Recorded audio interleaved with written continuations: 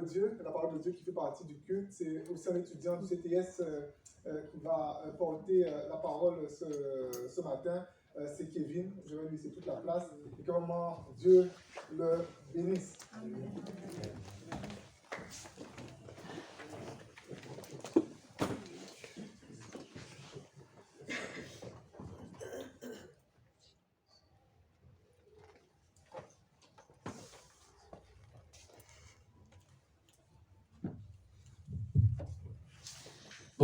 Bonjour à tous. Voilà. Je voudrais remercier le pasteur pour l'opportunité de me donner encore ce matin de pouvoir apporter sa parole. Et je voudrais aussi remercier l'Église parce que je sais que vous nous portez dans la prière. Et à l'heure encore aujourd'hui, on a besoin de la grâce de Dieu. Amen. Il y a un verset qui dit ceci: ma grâce te suffit, car ma puissance s'accomplit dans la faiblesse. Et ce matin, avant même de commencer ce moment, je voudrais simplement prier pour que le Seigneur puisse nous bénir chacune. Seigneur, ce matin, Seigneur, je voudrais te rendre grâce parce que, Seigneur, je ne suis qu'un vase. Et Seigneur, je ne suis rien, Seigneur, sans ta grâce. Parce que tu déclares dans ta parole, ma grâce te suffit, car ma puissance s'accomplit dans la faiblesse. Et ce matin, Seigneur, je veux compter sur ta grâce.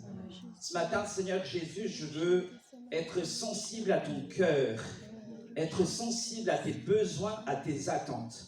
Et ce matin également, je veux m'effacer pour que ce soit toi qui parles, Seigneur, ce matin. Et comme tu l'as rappelé ce matin, non pas à nous, mais à ton nom seul donne toute la gloire. Et tout ce qui va être fait ce matin soit fait pour la gloire de Dieu, au nom de Jésus. Amen. Amen. Voilà, si vous le voulez bien, je vais vous inviter ce matin à ouvrir la parole de Dieu dans l'évangile de Jean, au chapitre 11. On va faire une grande lecture du verset 1 au verset 44. Jean 11, 1 à 44.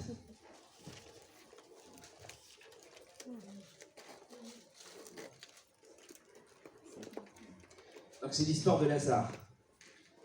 Il y avait un homme malade, Lazare de Béthanie, village de Marie et de Marthe, sa sœur. C'était cette Marie qui voyait de parfum le Seigneur et qui lui essuya les pieds avec ses cheveux. Et c'était son frère Lazare qui était malade. Les sœurs envoyèrent dire à Jésus: Seigneur, voici celui que tu aimes est malade. Après avoir entendu cela, Jésus dit: cette maladie n'est pas à la mort, mais elle est pour la gloire de Dieu, afin que le Fils de Dieu soit glorifié par elle. Or, Jésus aimait Marthe et sa sœur, et Lazare. Lors donc qu'il eut appris que Lazare était malade, il resta 2 jours encore dans le lieu où il était. Et il dit ensuite aux disciples: retournons en Judée.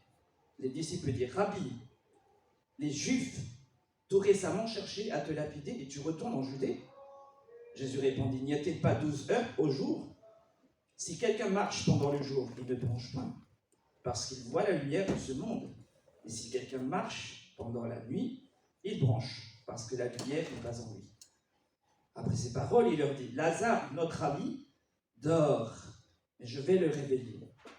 Les disciples dirent: Seigneur, s'il dort, il sera guéri. Jésus avait parlé de sa mort, mais ils crurent qu'il parlait de l'assouplissement du sommeil. Alors Jésus leur dit ouvertement: Lazare est mort, et à cause de vous, afin que vous croyiez, je me réjouis de ce que je n'étais pas là. Mais allons vers lui, sur quoi Thomas, appelé Didyme, dit aux autres disciples: allons aussi afin de mourir avec lui. Jésus étant arrivé, trouva que Lazare était déjà depuis 4 jours dans le sépulcre. Et comme Béthanie était près de Jérusalem, à 15 stades environ, beaucoup de Juifs étaient venus vers Marthe et Marie pour les consoler de la mort de leur frère. Lorsque Marthe apprit que Jésus arrivait, elle alla au-devant de lui, tandis que Marie se tenait assise à la maison. Marthe dit à Jésus: Seigneur, si tu eusses été ici, mon frère ne serait pas mort.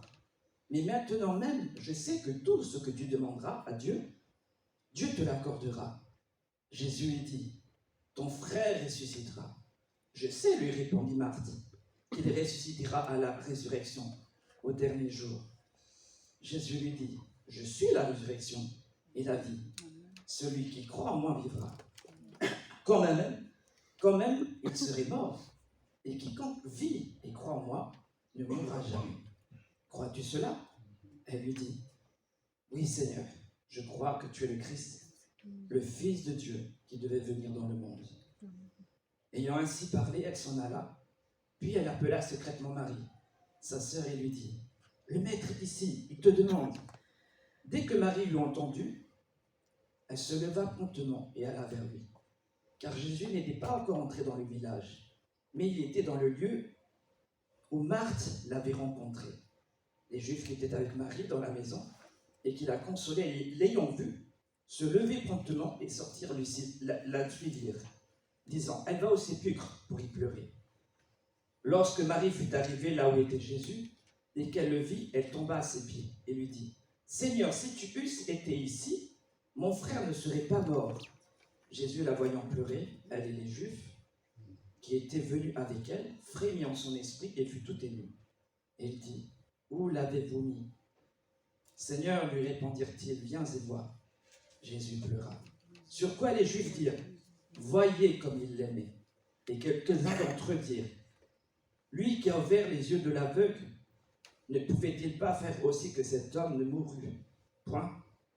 Jésus, frémissant de nouveau en lui-même, se rendit au sépulcre, c'était une grotte, et une pierre était placée devant. Jésus dit, ôtez la pierre. Marthe, la sœur du mort, lui dit, Seigneur, il sent déjà, car il y a 4 jours qu'il est là. Jésus lui dit, ne t'ai-je pas dit que si tu crois, tu verras la gloire de Dieu? Ils ôtèrent donc la pierre du lieu où le mort était couché, et Jésus leva les yeux en haut et dit, Père, je te rends grâce de ce que tu m'as exaucé. Pour moi, je savais que tu m'exauces toujours, mais j'ai parlé à cause de la foule qui m'entoure, afin qu'ils croient que c'est toi qui m'as envoyé. Ayant dit cela, il cria d'une voix forte, Lazare, sors! Et le mort sortit, les pieds et les mains liés de bandes, et le visage enveloppé d'un linge. Jésus leur dit, déliez-le et laissez-le aller. Amen. Nous voyons dans ce passage que beaucoup de personnages interviennent dans ce passage. Et le premier personnage, ce sont les disciples. Et là, on voit que Jésus est accompagné de ses disciples et ils vont faire un bout de chemin. Ce qui est étonnant, c'est le dialogue qui va s'installer entre Jésus et les disciples. Et à un moment donné dans le passage, Jésus va dire justement une parole qui m'a interpellé. Et les disciples pensaient que quand Jésus va dire aux disciples qu'il va aller guérir, attendez.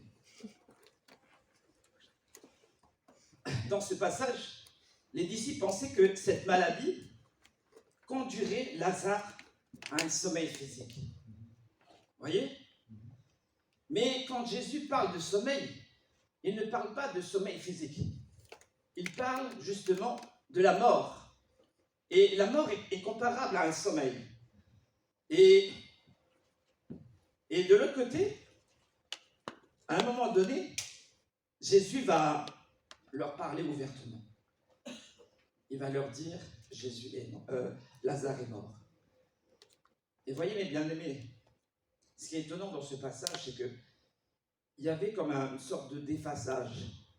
Comme si les disciples n'étaient pas sur la même longueur d'onde entre les disciples et Jésus. Jésus leur parlait de quelque chose de spirituel. Et eux, ils étaient arrêtés sur quelque chose de physique. Ils étaient arrêtés sur la maladie de Lazare. Alors que Jésus parlait déjà de la mort de Lazare. Et voyez, frères et sœurs, c'est important, en tant que frères et sœurs, en tant qu'enfants de Dieu, d'être au même diapason que le Seigneur. C'est important, justement, dans ces moments-là, on arrive dans des temps très difficiles.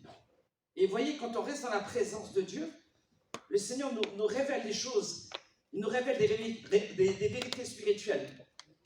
Mais si tu n'es pas au même calibre que le Seigneur, tu ne vas pas comprendre. Le Seigneur était en train de devancer les disciples en leur disant que Lazare est mort. Mais eux, ils étaient arrêtés sur la maladie. Ils étaient arrêtés sur quelque chose de physique. Comme si Lazare, comme si les disciples étaient devant une montagne. Et ce qui est merveilleux, c'est que Jésus voyait derrière la montagne. Jésus voyait la gloire de Dieu. Jésus n'était pas arrêté sur la maladie de Lazare. Jésus savait que cette maladie allait conduire à la gloire de Dieu.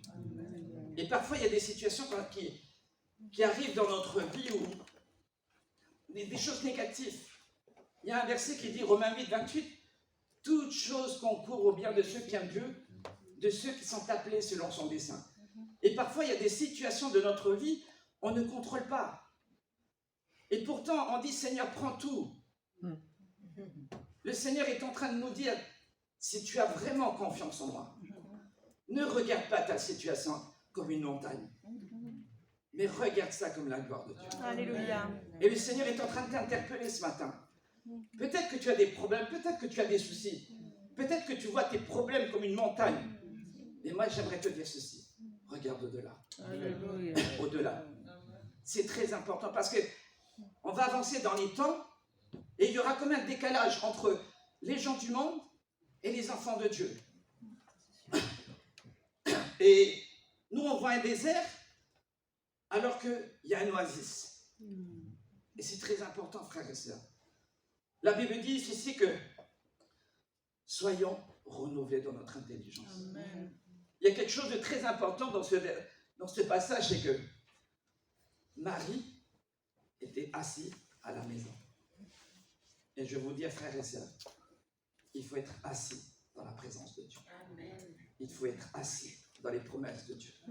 Il faut être assis dans la parole de Dieu. Alléluia. Il faut être assis dans la prière. Il faut être assis dans les promesses de l'Éternel. Si tu n'es pas assis, tu vas être décalé par rapport à la volonté de Dieu. Si tu n'es pas assis, tu vas passer à côté de la volonté de Dieu. Si tu n'es pas assis, tu vas passer à côté des promesses de Dieu. Et c'est très important. Reste dans la présence de Dieu. Pourquoi? Parce que c'est dans la présence de Dieu, Dieu va renouveler ton intelligence. Amen. Dieu va t'amener à voir des choses que même les gens du monde vont considérer comme de la folie. Mais c'est la sagesse de Dieu. Et voyez, frères et sœurs, parfois on fuit la présence de Dieu alors que la présence de Dieu c'est un trésor. La présence de Dieu c'est un rafraîchissement. Amen. Et ce matin je voudrais vous encourager. Peut-être que c'est une folie aux yeux du monde de venir dans la présence de Dieu.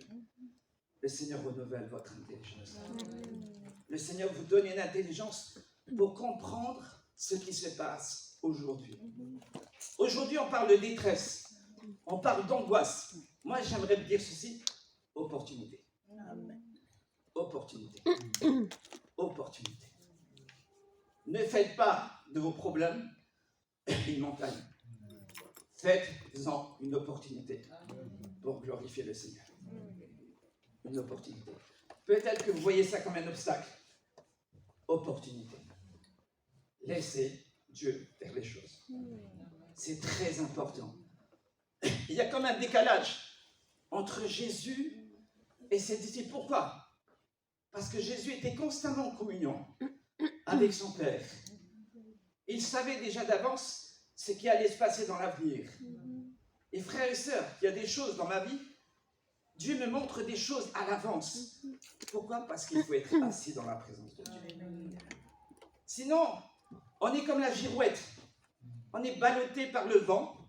On est comme la barque. On est ballotté par les flots. Alors que, c'est qui le capitaine?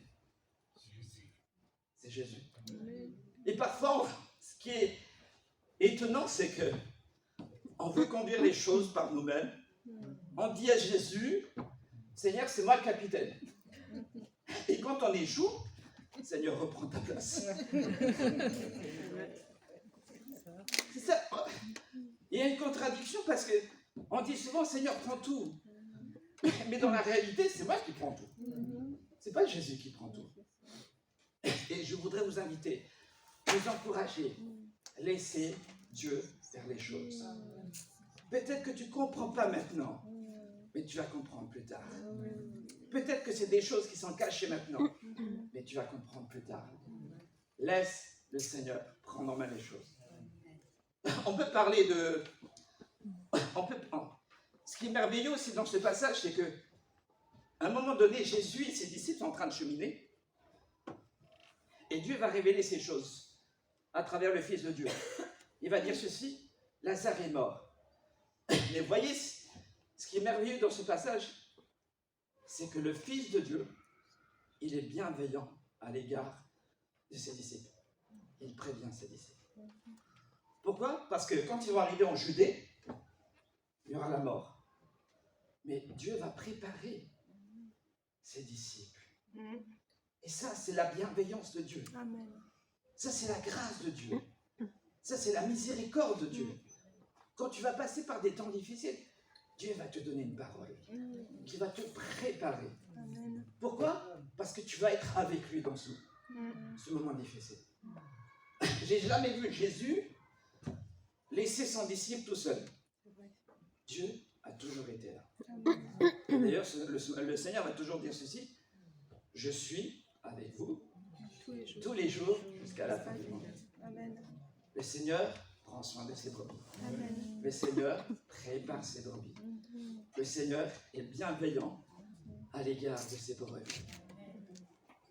Et dans ce passage, il y a deux mots forts, le mot mort et le mot sommeil. Et dans ce passage, il est dit disciple. Mais voyez, frères et sœurs, en tant que disciple, il peut arriver qu'un jour, on tombe dans le sommeil spirituel. Et le Seigneur veut nous réveiller. Il peut y arriver aussi qu'un jour, on tombe dans la mort spirituelle. C'est-à-dire dans le sens qu'on ne croit plus aux promesses de Dieu. Mais Dieu veut restaurer ça. Amen. Dieu veut ressusciter ça. Peut-être qu'il y a un appel qui est mort dans ta vie. Mais Dieu, il est la résurrection. Il est capable de ressusciter cet appel. Le Seigneur est capable de restaurer cette partie brisée. Tu es là ce matin, mais tu sens que les promesses de Dieu, elles ont été éteintes. Parce que les choses de la vie ont fait que ces promesses ont été éteintes. Et Jésus est la résurrection. Amen. Et Jésus va restaurer. Jésus va ressusciter. Jésus va réveiller. Mais la clé, laisse lui faire les choses. Laisse le Seigneur agir selon sa manière. Et Dieu va réveiller cet appel. Dieu va réveiller ce ministère. Dieu va réveiller cette vision. Dieu va réveiller cet appel. Il va réveiller ce rêve qu'il avait déposé en toi. Parce que Jésus est la résurrection. Amen. Et voyez la bienveillance de Dieu. Le Seigneur prépare. Il prépare ses enfants. Et le Seigneur sait qu'on arrive dans des temps difficiles. Ce sera très difficile. Mais Dieu va parler à chacun de nous. Il va nous préparer à faire face à ça. Amen. Amen. Là, à un moment donné, Jésus va discuter avec Marthe. Et Jésus, il y a quelque chose qui m'a interpellé, c'est que malgré l'annonce, Jésus va rester 2 jours. Et le Seigneur est en train de nous dire, peut-être que ta situation est catastrophique. Et parfois, on est là en train de prier, on demande l'intervention de Dieu, mais ça ne vient pas. Mais Dieu veut nous faire part d'une chose très importante. Le Seigneur est souverain de chaque circonstance de notre vie. Et parfois, on veut que le Seigneur agisse tout de suite. Mais le Seigneur, il attend 2 jours. Parce qu'il est au-dessus de tout. Alléluia. Et le Seigneur, il prend ta circonstance et il révèle sa gloire. Amen. Le Seigneur a attendu 2 jours pour que la mort s'installe, la mort fasse son œuvre, mais le Seigneur voulait apprendre une leçon. Il est la résurrection. Il est au-dessus de la mort. C'est quelque chose qu'on doit réaliser. L'enfant de Dieu n'a pas peur de la mort. À partir du moment qu'il a Jésus dans sa vie, il est au-dessus de la mort. il a été ressuscité intérieurement. Et son espérance est éternelle. Frères et sœurs, notre espérance est éternelle. Jésus revient bientôt. Jésus revient bientôt. On doit se préparer. Et tous les jours, mon cœur déborde de joie. Pourquoi? Parce que je sais que Jésus revient. Et ce sont des promesses qu'on doit garder dans notre cœur. Jésus veut nous apprendre ceci, qu'il est au-dessus de la mort. Jésus veut nous apprendre qu'il est la vie et qu'il veut installer cette vie en chacun de nous. Voyez, quand vous avez donné votre cœur au Seigneur, le Seigneur va dire ceci, que c'est un fleuve d'eau vive, une vie d'abondance. Et un jour, vous voyez, je vais vous raconter un témoignage. J'étais installé dans ma vie, j'étais fonctionnaire à la mairie, j'avais fait 5 ans, j'avais un bon salaire et tout ça, mais je n'étais pas heureux. Je n'étais pas heureux, pourquoi? Parce que ce n'était pas cette vie. À un moment donné, j'ai dit au Seigneur, Seigneur, est-ce que c'est vraiment cette vie que tu m'as promise? Une vie d'abondance, une vie de joie, une vie de paix. J'avais un bon salaire, mais je n'étais pas heureux. Et j'ai réalisé que Dieu avait des choses beaucoup plus importantes pour moi. Et frères et sœurs, je suis convaincu que Dieu veut vous faire vivre de grandes choses. Amen. Une vie d'abondance, Amen. pas une vie triste. Et parfois on est là, on vient dans la présence de Dieu, on loue le Seigneur, mais au fond de nous, on sait qu'il y a cette part d'insatisfaction. Et Dieu veut te faire entrer dans ta destinée. Dieu veut te faire entrer dans ton appel. Dieu veut te faire entrer dans cette vision. Pourquoi? Parce que le Seigneur veut que tu vives cette vie d'abondance. Et ce matin, ce qui était étonnant, c'est que les gens du monde nous voient. Nos collègues de travail nous voient. Nos familles nous voient. Et le meilleur des témoignages, c'est quand tu entres dans cette vie d'abondance. Et ça parle plus que des mots. Ça parle plus. Vous pouvez... Les gens font du prosélytisme. Ils distribuent des traités dans les rues. Mais est-ce que ça touche? Est-ce qu'une vie vraiment transformée et abandonnée à Jésus, c'est beaucoup plus parlant qu'un simple traité? Moi, on m'a reproché, un jour, j'étais en feu, je distribuais des traités et tout ça, j'étais jamais à la maison. Parce que j'avais un témoignage. Et mon père m'a dit, t'es souvent dehors, t'es jamais à la maison. C'est quoi ton témoignage? Et j'ai compris que je devais briller à la maison, au lieu de briller dehors. Et depuis ce jour, mon père a beaucoup de respect pour moi. Parce que j'essaie de vivre la parole de Dieu. Ça sert à quoi de parler de Jésus si ton témoignage n'est pas bon? Mais si tu veilles sur ton témoignage, si tu es la lumière à la maison, tu vas voir, ils vont venir tout seuls. Tu n'auras même pas besoin de dire. Les gens vont venir tout seuls. Ça parle plus que des mots. Et je voudrais vous encourager. Venez dans la présence de Dieu. Soyez assis dans les promesses de l'Éternel. Soyez assis dans la prière, dans la lecture de la parole. Et si vraiment Christ est au centre de votre vie, les gens vont venir. Et je vous garantis, parce que le témoignage parle plus que des mots. Vos collègues de travail, à un moment donné, ils vont vous dire, tu as quelque chose de différent. C'est quoi qui brille en toi? Voilà l'opportunité. Voilà la porte. Voilà l'occasion. Et ça parle plus que des mots. Si vous laissez Dieu faire les choses. Et ce matin, le Seigneur veut nous encourager. Le Seigneur veut nous encourager. Il est celui qui est capable de ressusciter des appels. Il est capable de restaurer des appels, des rêves. Il y a des choses, peut-être au fond de votre cœur, qui ont été ensevelies, enterrées. Mais l'Esprit de Dieu est capable de déterrer ça. L'Esprit de Dieu est capable de ressusciter ça.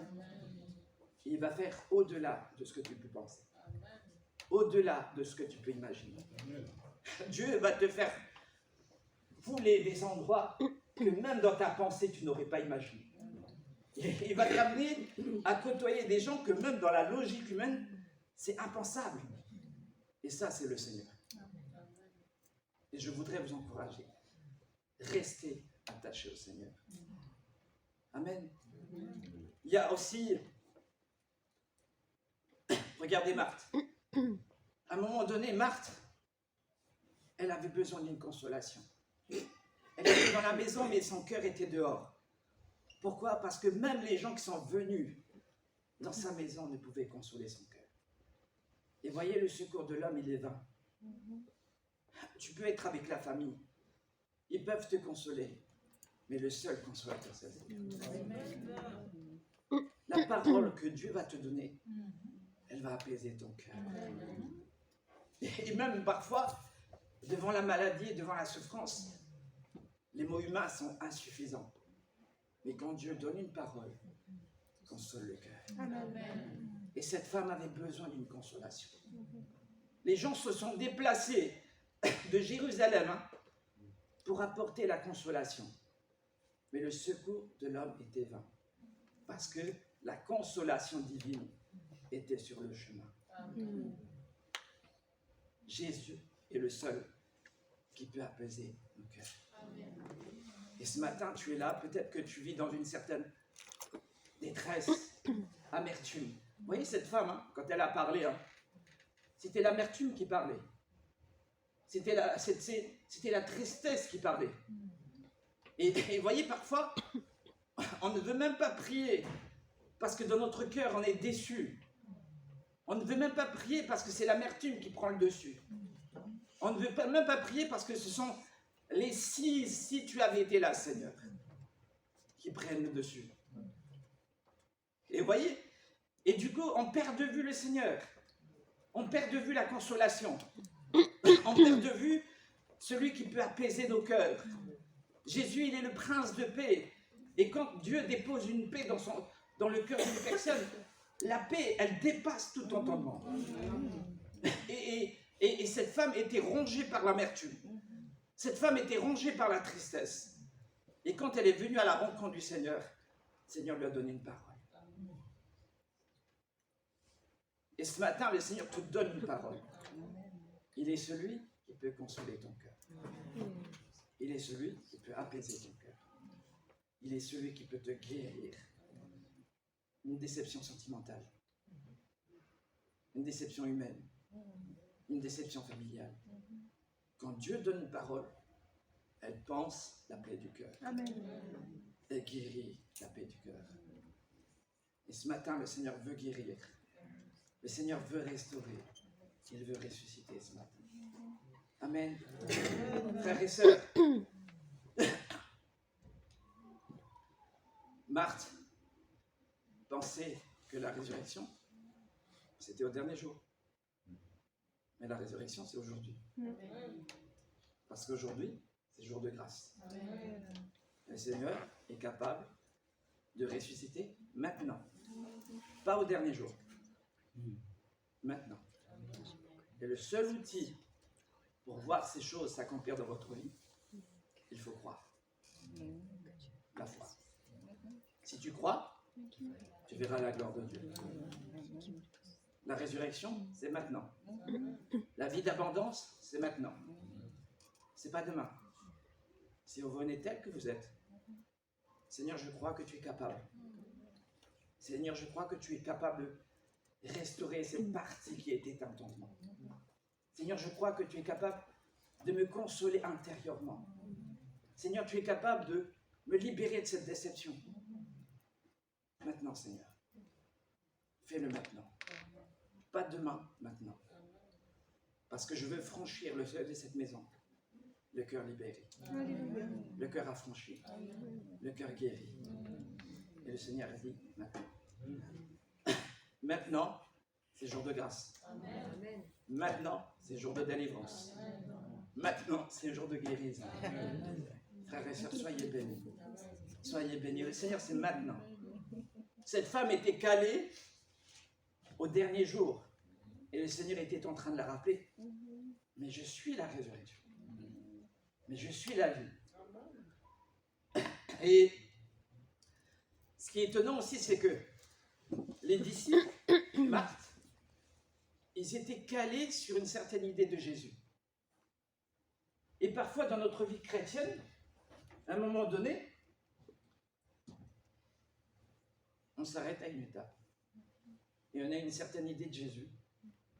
Alors que Jésus veut nous amener à grandir dans la connaissance. Il veut se révéler davantage dans notre vie.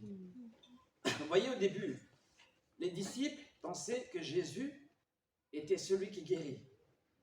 Mais Jésus voulait leur montrer que je suis celui qui ressuscite les morts. Et ça, c'est une autre vision de Jésus. Et nous, on est appelés à grandir dans ces révélations. Pas à s'arrêter, pas à stagner. Ok, Seigneur, j'ai 25 ans dans le Seigneur, je connais tout de toi. Non. J'ai besoin de laisser le Seigneur agir dans notre vie. Il y a les différentes facettes du Seigneur Jésus. C'est comme un diamant, hein. Vous prenez un diamant. Il y a plusieurs facettes. Ben, c'est pareil avec le Seigneur. Il a plusieurs cordes. Et plus on avance avec le Seigneur, ah Seigneur, je ne savais pas que tu étais comme ça.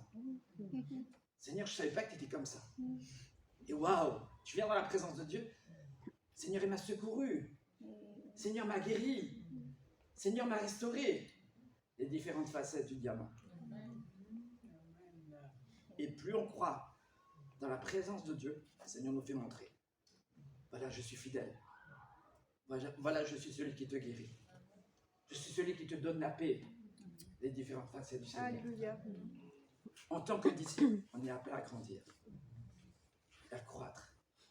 Mais, vous voyez, frères et sœurs, jour de grâce, c'est maintenant. C'est pas demain, c'est maintenant.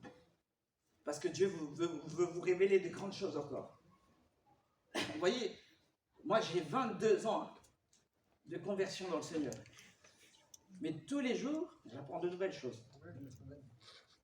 Et il faut venir au Seigneur avec un cœur d'enfant. Si tu n'as pas un cœur d'enfant, tu ne peux pas comprendre. Et tu ne peux pas réaliser que Jésus est comme ça. Ça ne veut rien dire, les années de conversion. Il faut venir et avoir un cœur d'enfant. Et ma prière tous les jours, vous savez, c'est quoi? Donne-moi d'avoir un cœur d'enfant. Donne-moi, Seigneur, d'avoir un cœur d'enfant. Et c'est merveilleux parce que dans toutes les situations, le Seigneur va toujours nous enseigner. Amen. Voilà, ton caractère est comme ça. Voilà, tu manques de patience. Voilà, tu es impétueux. Voilà, tu es comme ça. Mais j'ai besoin de grandir. Alléluia. Parce que je suis un enfant. Et j'ai besoin de grandir. Et je veux vous encourager. Peut-être que la marche est difficile.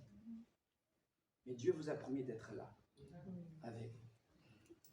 Soyez bénis, mes frères et sœurs. Amen. Je sais que le chemin est dur, il est lent, mais il y a quelqu'un qui va être fidèle avec vous. Et que vraiment le Seigneur vous fortifie, que le Seigneur vraiment vous bénisse. Et à la fin, juste avant ça, on voit aussi dans ce passage le dialogue avec Marie. Ce qui est merveilleux chez Marie, c'est que Marie, elle a attendu que c'est le Maître qui l'appelle. Et quand nous on se lève, c'est pas sur la parole d'un homme, c'est sur la parole de Dieu. Amen. C'est Dieu qui m'a appelé. C'est pas moi qui m'appelle. Marie s'est levée sur la parole de Jésus. Et Marie est venue telle qu'elle était. Marie était assise dans la maison, mais pour moi, Marie était assise dans la présence de Dieu. Marie avait développé cette sensibilité avec la voix du Maître. Elle était sensible. Et nous devons redoubler de sensibilité dans la présence de Dieu. On doit grandir et apprécier la voix de Dieu. Alléluia. Parce que, vous voyez, frères et sœurs, il y aura des loups ravisseurs qui vont arriver. Des gens qui vont parler au nom de Jésus. Mais est-ce que ce sont des véritables bergers? Ou est-ce que ce sont des mercenaires? Des gens qui vont se faufiler au milieu de vous, là, et qui vont parler du nom de Jésus. Mais est-ce que ce sont des gardiens de vos âmes? Ou est-ce que ce sont des mercenaires?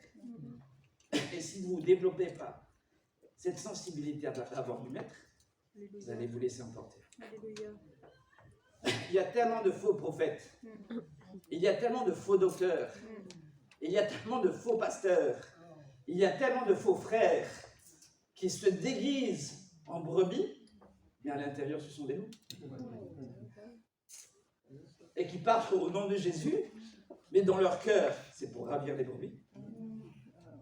Et si vous êtes naïf, vous allez être emporté, comme la girouette, comme la barque. Vous allez de ville en ville. Vous allez faire des choses, mais Dieu ne vous a pas appelé. Dieu ne vous a pas appelé à faire ça. Pourquoi? Séduction. Confusion. Ce qui est malheureux, c'est qu'on arrive aujourd'hui à voir des chrétiens qui sont dans la confusion. Pourquoi? Parce que Dieu ne les a pas appelés. Ils croient qu'ils ont entendu la voix de Dieu, mais ils sont dans la confusion. Il n'y a aucune base biblique dans ce qu'ils font. C'est ça. Pourquoi? Parce que c'est la séduction. C'est ça. Pourquoi? Parce qu'il y a des faux frères. Il y a des faux bergers. Il y a des mercenaires. Développez cette sensibilité avec le Seigneur. Soyez assis dans la parole de Dieu. Amen. Soyez assis dans la présence de Dieu. Et jamais vous serez ballotté. Vous serez fondé au contraire. Amen. Vous serez inébranlable. Face à tous les vents contraires, les gens vont essayer de vous séduire. Mais vous êtes assis. Vous êtes affirmé. Vous êtes fortifié. Et Marie reconnaissait la voix de son maître. Marie était obéissante. Marie, elle était soumise. Et on a besoin de grandir dans la soumission. Je sais que parfois c'est pas facile. Ça met un coup à notre caractère. Mais l'humilité, c'est de la gloire. Amen. Tu veux connaître la gloire? Sois humble. Et grandir dans l'obéissance. Et je vais terminer par le moment où Lazare va sortir de la caverne. Jésus va dire ceci: déliez-le et laissez-le aller. Alléluia. Frères et sœurs, il y a beaucoup de gens qui ont besoin de sortir de leur grotte. Seigneur. Des hommes et des femmes qui sont morts spirituellement à cause du péché. Mais Dieu vous a donné une autorité. Jésus va dire à Pierre: tout ce que vous délirez sur la terre Alléluia. sera délié dans les cieux. Amen. Tout ce que vous lirez sur la terre sera lié dans les cieux. Amen. Vous avez l'autorité, à travers sa parole, de délier les gens, Amen. à travers l'évangile. Alléluia. Et parfois, on est comme une armée, mais désarmée, parce qu'on n'est même pas conscient de notre autorité. On n'est même pas conscient de notre identité. On marche avec la tête baissée. Frères et sœurs, nous sommes une armée. Hein. Nous sommes une armée, frères et sœurs. On ne part pas à la guerre dans la défaite. On est dans la victoire. La victoire, ça fait depuis 2000 ans. On est dans la victoire.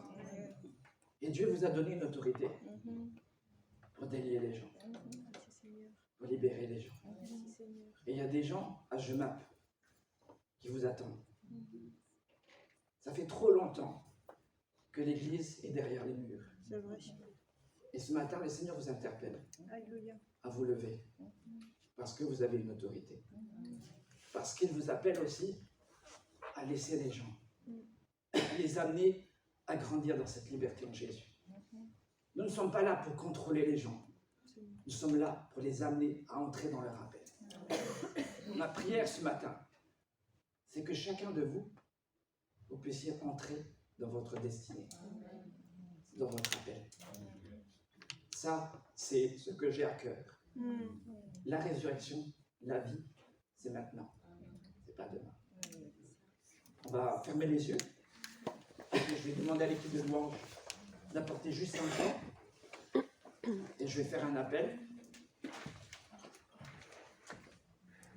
Et que ceux qui veulent entrer dans cette vie nouvelle, cette vie de résurrection, cette vie d'abondance, simplement je vous demandais de vous lever. Je vais prier pour vous. Ce matin, je ne vais pas être long dans cet appel. Si vous avez vraiment compris la parole de Dieu ce matin, je vous invite à vous lever. Et voyez, la seule chose que Dieu vous demande ce matin, c'est de croire. C'est de croire simplement. Seigneur, je ne comprends pas. Seigneur, je ne sais pas où tu vas me mener. Mais Seigneur, je te fais confiance. Et peu importe les barques, les tempêtes que je vais traverser, je sais que tu es avec moi. Je sais que tu seras toujours avec moi. Et même si les hommes me lâchent de main, même si les hommes ne me font plus confiance, Seigneur, j'ai confiance en toi. Et je veux vous inviter ce matin, saisissez la main du Seigneur. Il est capable de restaurer des choses qui ont été enterrées. Il est capable de ressusciter des choses qui sont enfouies dans votre vie. Et ce matin, saisissez par la foi. Alléluia. Merci Jésus. Alléluia. Oh Seigneur, fais-le ce matin, Seigneur. Agis ce matin, Seigneur. Déverse ta grâce ce matin, Seigneur Jésus. Alléluia.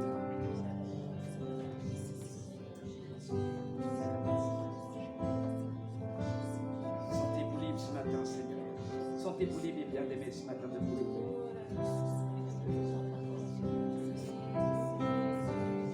Alléluia, alléluia. Oui, ce matin, on est libre dans la présence de Dieu. Ce matin, je veux vous encourager à vous lever ce matin et de simplement faire confiance au Seigneur. Alléluia.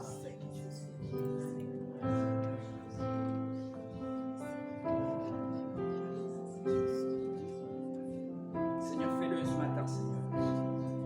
Alléluia.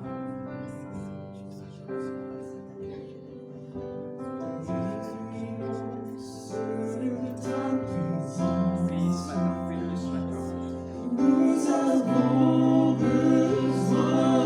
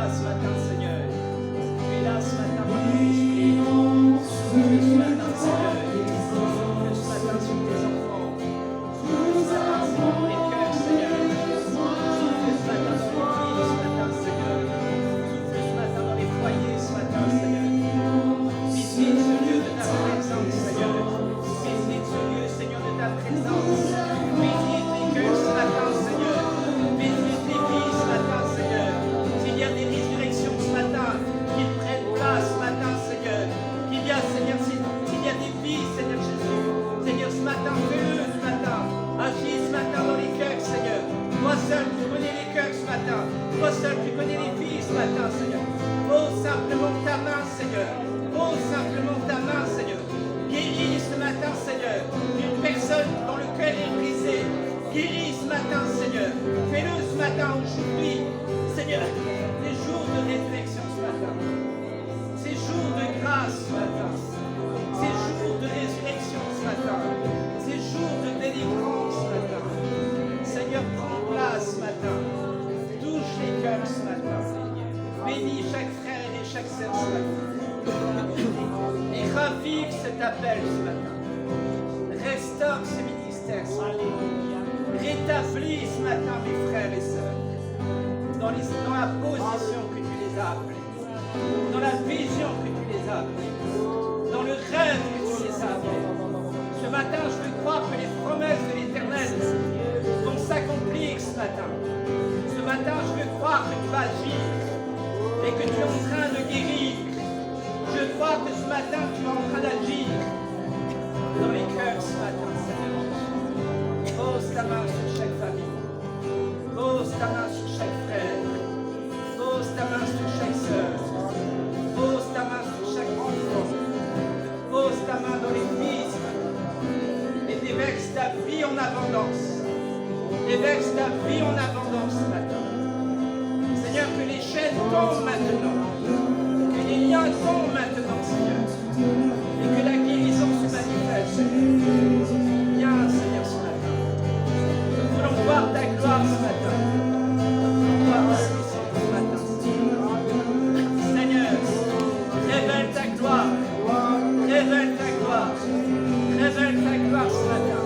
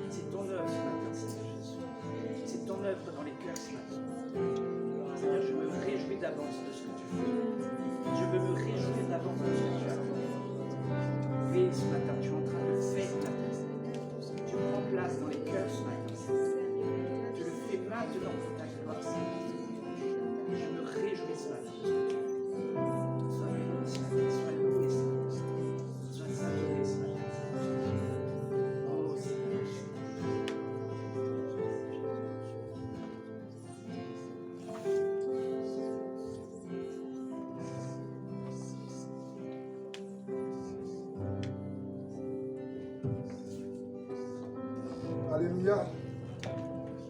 Dieu est merveilleusement bon. Vous restez, on va prier pour vous aussi. On va dire un peu plus longtemps. Je vois qu'il y a des gens qui sont déjà partis. Soyez patients, mais si c'est d'habitude, on est un peu plus court. Mais voilà, c'est un culte particulier aujourd'hui. Soyez patients. Mais en tout cas, quand j'écoutais la prédication, comme ça, tout s'est déroulé. Franchement,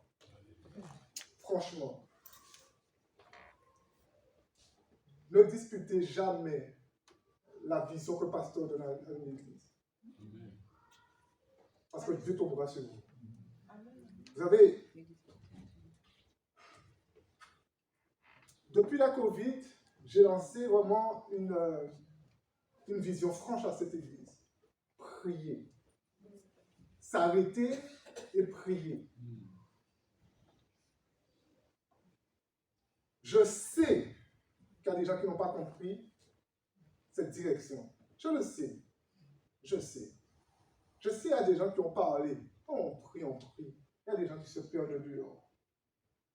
Je le sais, je ne suis pas Dieu. Je suis le pasteur de cette église, je suis le papa de cette église. Dieu est capable de me parler. Mais tout doucement, Dieu me donnerait une direction pour cette église. Et les choses se mettent en place. Le 28, on a une formation pour les serviteurs. Et aujourd'hui, quelque part, le message était en ligne avec une autre phase que cette église va traverser. Alléluia. Amen. Dieu est Dieu. Et nous faisons confiance à Dieu. Respectez la vision de votre pasteur. Les pasteurs ne sont pas fous. Alléluia. Amen. Les pasteurs ne sont pas fous. Mais peut-être que vous pouvez venir, on va vraiment prier pour vous aussi. Je veux vraiment qu'on prie pour après, Alissa et Tita vont présenter quelque chose. Mais j'ai envie qu'on prie pour eux et quelque part, toute la prédication en fait fait partie quelque part de l'encouragement que je voulais transmettre vraiment à tous les étudiants. Et j'ai envie vraiment de prier pour vous et que vous vous rappelez en fait, le serviteur, le ministère, ce n'est pas la valeur de vos mains. Le ministère, c'est la valeur de vos cœurs. Amen. Amen. Vous savez, aujourd'hui, je vous dis ça parce que vous êtes jeunes. Théo est là et tout, je l'inclus aussi.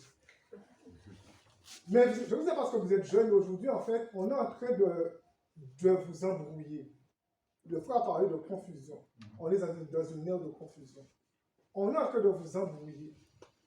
En vous faisant croire. Et aujourd'hui, il y a beaucoup de pasteurs qui veulent vous faire croire, en fait, que vos mains sont plus importantes que vos cœurs.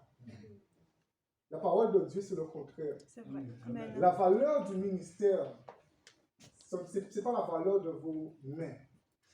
C'est la valeur de vos cœurs. Écoutez, Matthieu 7, je vais vous dire peut-être Matthieu 7. On sera un peu plus long, mais ce n'est pas tout le temps comme ça. Hein, mais soyez pas. Voilà, je crois vraiment qu'il y a des temps de Dieu. Et aujourd'hui, c'est peut-être un temps de Dieu qu'on fasse différemment.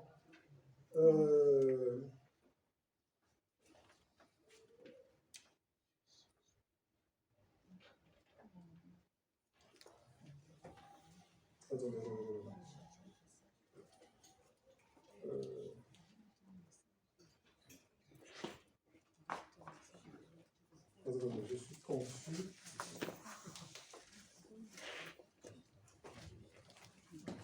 Sur Google, si vous avez la phrase. Non, c'est ça. Matthieu 7, à partir du verset 21. C'est que quand on cherche, c'est sous les yeux, on ne voit pas ce qui est sous les yeux. C'est Matthieu 7. Matthieu 7, Jésus dit, ceux qui me disent Seigneur, Seigneur, n'entreront pas tous dans le royaume des cieux, mais celui-là seul qui fait la volonté de mon Père qui est dans les cieux. Mais maintenant, il dit, plusieurs me diront, des serviteurs, des gens qui ont servi à l'église, plusieurs me diront ce jour-là, Seigneur, Seigneur, n'avons-nous pas prophétisé par ton nom? Dans l'église, on a prophétisé, on a dit des choses de la part de Dieu. N'avons-nous pas chassé les démons? Les démons sont partis.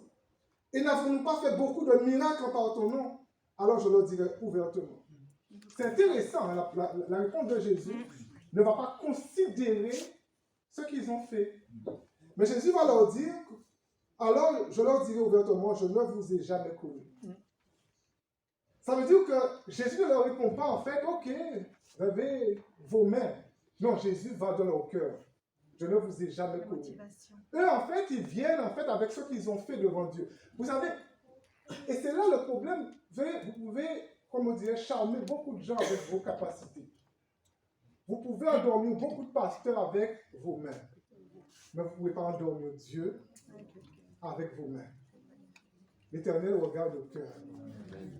Et c'est vraiment, franchement, ce matin, je me suis réveillé et tout, et j'avais vraiment ça pour vous. Je ne peux pas vous laisser partir au sens-là.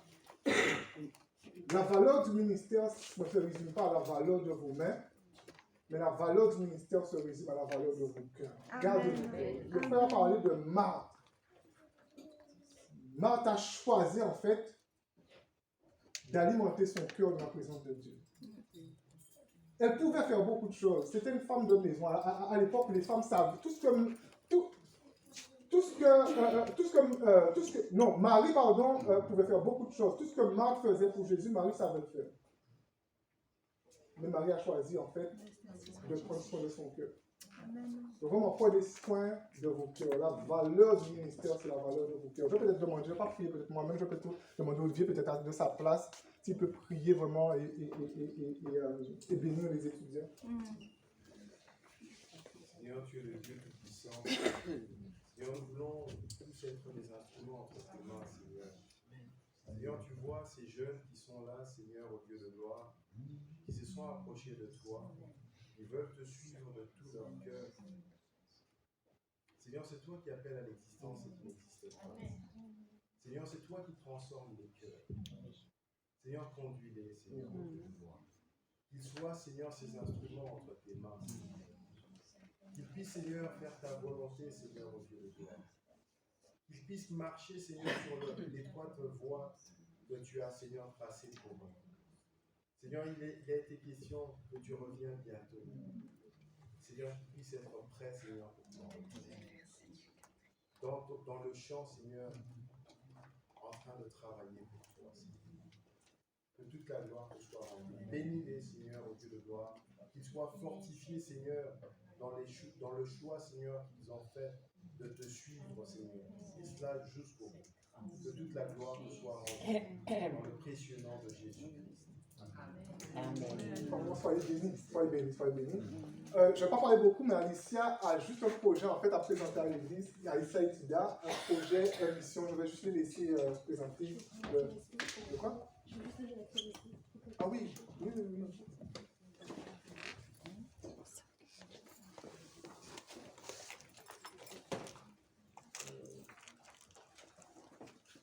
C'est à qui que je dois donner? Ok, Il y a beaucoup de choses dessus ou c'est non, juste. il y a juste 4.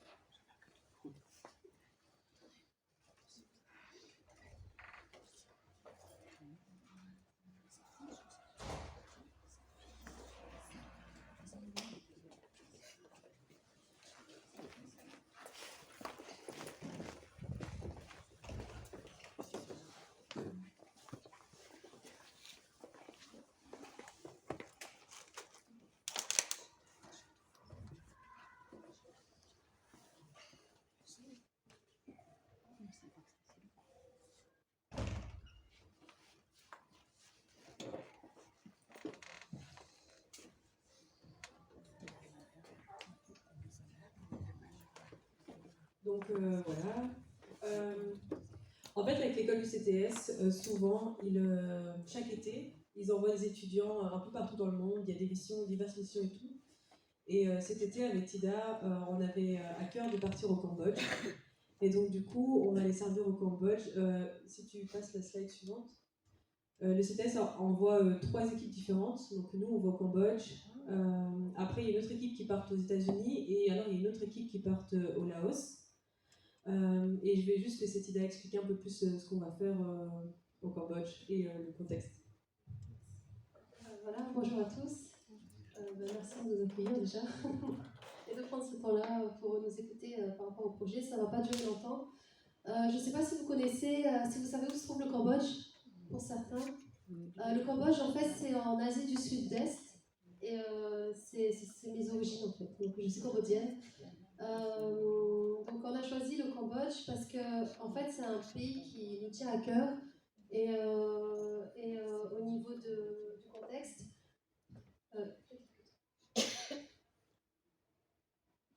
voilà, donc comme vous avez vu l'affiché en fait c'est un peuple khmer qui parle le cambodgien en même temps un peu l'anglais Le français, c'est pas trop présent. Donc la religion, c'est le bouddhisme, c'est vraiment répandu partout au Cambodge. Donc ça fait partie aussi de leur culture. Et ils ne connaissent pas Jésus. Pour certains, il y a quand même 3% de chrétiens, et dans le lot, il y a 2% d'évangéliques. Et donc voilà, donc la mission, on a pu avoir contact avec justement un missionnaire qui se trouve au pays, et par le biais de Timothée Paton, je ne sais pas si vous le connaissez, c'est un missionnaire en France qui est resté très longtemps au Cambodge, donc il connaît à peu près les lieux, et qui nous a mis en contact avec un missionnaire au nom de André Bartolo.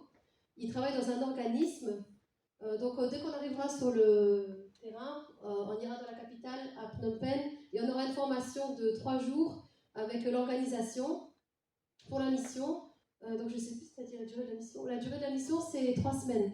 Voilà, on part 3 semaines cet été, du 14 juillet au 14 août. On a choisi 3 semaines pour vraiment être intégré dedans et bien connaître aussi en même temps leur culture. Pour ma part, je suis déjà partie au Cambodge, mais c'était il y a 3 ans. C'était plus pour un voyage avec la famille et tout ça. Donc j'ai à peu près repéré les lieux, donc je pense qu'on ne sera pas trop perdu. Donc, le travail consistera à l'éducation des enfants et le développement des enfants. Il y aura aussi une action d'évangélisation avec des églises partenaires, parce qu'il y a quand même quelques petites églises à quelques régions. On sera situé dans une province, et là, on fera la plantation agricole. Donc, on va semer des graines dans la terre, en même temps dans les cœurs.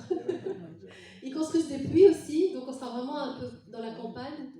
Et on sera aussi en lien avec des églises partenaires pour travailler avec eux. Donc voilà.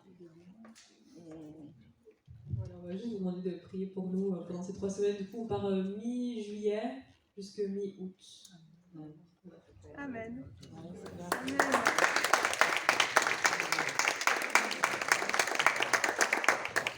Voilà, mais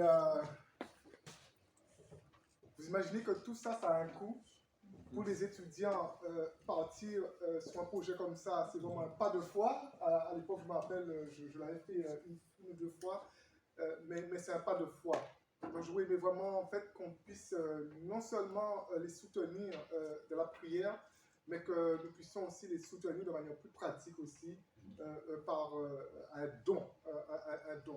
Donc, pendant quelques dimanches, nous allons faire des collectes et tout l'argent des collectes spéciales mission, et tout l'argent de la collecte en fait sera reversé à eux, et on vous dit que voilà, si au niveau de la collecte on trouve voilà, qu'il n'y a pas assez, l'église vraiment va leur faire vraiment un virement, on va s'impliquer, alléluia, et nous croyons vraiment que vraiment une église qui sème récolte. Nous sommes là pour ça, mais l'avantage aussi, c'est que la mission sera plus près de nous. Amen. On sait qu'aujourd'hui, malheureusement en Belgique, je dis bien malheureusement, en Belgique, le mouvement d'aider n'a pas de missionnaire. Donc la mission paraît toujours loin pour un chrétien d'une église Assemblée de Dieu en Belgique. Mais là, la mission sera proche de nous. Quand elles vont revenir, elles auront beaucoup de souvenirs, beaucoup de photos, beaucoup d'histoires, beaucoup d'encouragements, et elles vont faire un compte rendu, et comme ça la mission sera vraiment proche de nous. Donc je vous encourage vraiment à y penser. À partir de dimanche prochain, tous les dimanches, il y aura une collecte pour eux. Pour ceux qui préfèrent le faire par virement, vous pouvez toujours faire un virement et mettre le libellé Cambodge. Comme ça, le trésorier comprendra en fait que c'est pour la mission. Vous faites un virement, vous mettez Cambodge, on comprendra que c'est pour la mission. Mais je vais peut-être juste demander à Pascal s'il veut bien se lever, vraiment bénir ce projet qui est embryonnaire, mais ça va arriver très vite. Mission éternelle, et c'est vrai que la parole nous dit qu'il y a de nombreux projets dans le cœur de l'homme, mais ce sont les desseins d'éternel qui s'accomplissent. Alors merci Seigneur, parce que le projet Seigneur de Cambodge est une bénédiction Seigneur pour Seigneur nos 2 sœurs, Seigneur, mais une bénédiction aussi pour ceux qui seront bénis Seigneur au travers Seigneur de leur témoignage, mais aussi au travers de ce que tu vas leur donner. Tu es celui qui, comme il est dans les psaumes Seigneur, tu garderas leur départ et tu garderas leur arrivée. Amen. Seigneur, tu feras Seigneur de ces moments Seigneur un moment de bénédiction Seigneur moment, Seigneur, de partage, Seigneur Jésus, parce que tu es celui, Seigneur, qui parle tantôt d'une façon et tantôt d'une autre. Et Seigneur, ils sont beaux, Seigneur, les pieds de ceux qui annoncent l'Évangile. Ils prennent, Seigneur, une forme de risque, en tout cas, de se dire, voilà, Seigneur, j'ai envie, Seigneur, de parler de toi, Seigneur, là où on ne parle pas beaucoup de toi. Et c'est vrai que c'est 2 ou 3%, Seigneur, de chrétiens, Seigneur Jésus, eh bien, il y a du travail. Mais nous voyons, Seigneur Jésus, que là où il y a de l'opposition, Seigneur, il y a souvent des réveils. Parce que, Seigneur, tu regardes au cœur. Nous l'avons entendu depuis ce matin. Tu n'es pas un homme pour regarder à ceux qui frappent les yeux, mais tu regardes au cœur. Alors, Seigneur, bénis le cœur de nos 2 sœurs, Seigneur Jésus, et en retour, nous voulons, Seigneur, nous bénir, Seigneur, comme il a été dit, Seigneur, avec ce que tu nous donnes pour pouvoir donner. Seigneur, merci pour la bénédiction, Seigneur, merci pour le témoignage qui seront donnés aussi en retour. Nous avons hâte, Seigneur Jésus, de voir combien, Seigneur, tu vas agir au travers de ce projet. Je te loue et je te rends gloire pour nos 2 sœurs, Seigneur Jésus. Amen. Amen. Que Dieu vraiment vous bénisse. On a une dernière petite chose. Je pense que c'est la première fois qu'un culte, depuis que je suis ici, va dépasser 2h30. C'est différent aujourd'hui. C'est Théo, en fait, qui a... allez, je peux dire un projet à partager. Oh.